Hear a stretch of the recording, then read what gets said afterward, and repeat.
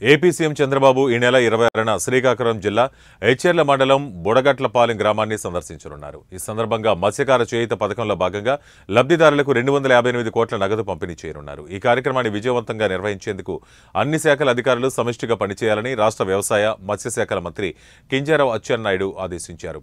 మంత్రి Atchannaidu Etcherla MLA Nadukuditi Eswararao, Srikakulam MLA Gondu Shankar, జిల్లా collector Swapnil Dinakar Pundkar, SP KV మహేశ్వరరెడ్డితో కలిసి బుడగట్లపాలెం గ్రామంలో సీఎం పర్యటన ఏర్పాట్లను పరిశీలించారు. ఈ సందర్భంగా మంత్రి మాట్లాడుతూ గత ప్రభుత్వం మత్స్యకారులకు తగిన చేయూత అందించలేకపోయిందని, పార్టీ ప్రామాణికంగా మాత్రమే పథకాలను అమలు చేసినట్లు విమర్శించారు.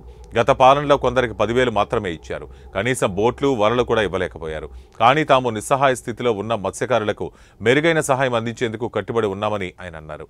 పర్యటనకు భద్రతా పరంగా ఖచ్చితమైన ఏర్పాట్లు చేయాలని, పోలీస్, రెవెన్యూ, విద్యుత్, అగ్నిమాపక సహా అన్ని శాఖల సమన్వయంతో పనిచేయాలని ఆయన సూచించారు.